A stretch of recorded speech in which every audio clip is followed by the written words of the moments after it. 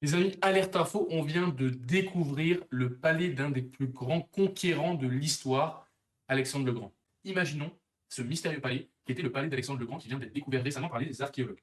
Le terrain était composé d'une allée en marron de 2 mètres de large, cette allée qui était régulière en tout point, et d'une surface habitable que je représentais ici en dégradé. Le terrain est triangulaire. Il possède une hauteur, d'accord, on parle bien de la hauteur du triangle, 2 fois plus grande que sa base.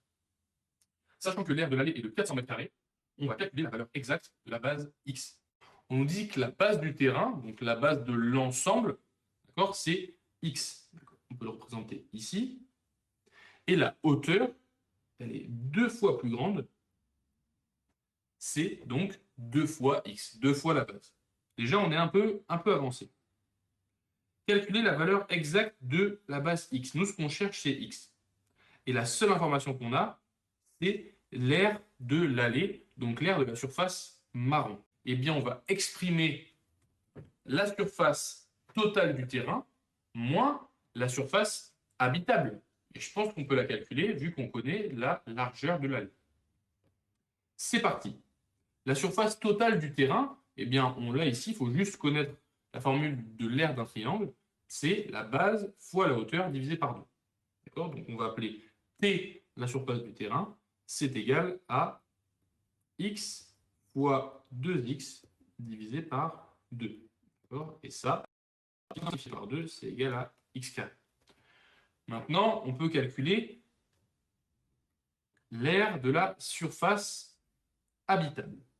D'accord? On sait ici, en fait, que on a 2 mètres tout le temps.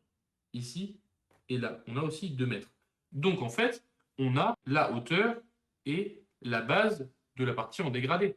La base, c'est égal à x, la grosse base, moins 2 mètres d'un côté, 2 mètres de l'autre, donc moins 4 mètres.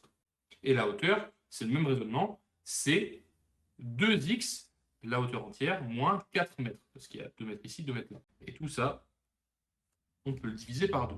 Et on a dit tout à l'heure que l'aire de l'allée, c'était le terrain moins la surface habitable. Donc, l'allée, c'était le terrain moins la surface habitable.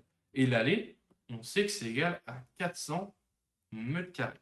On remplace, on développe, on va tout multiplier par 2, et x est égal à 68 mètres. La base de notre terrain est de 68 mètres. Je te laisse répondre à la question 2. Tu as l'expression de t, tu as l'expression de s, tu injectes x, c'est très facile.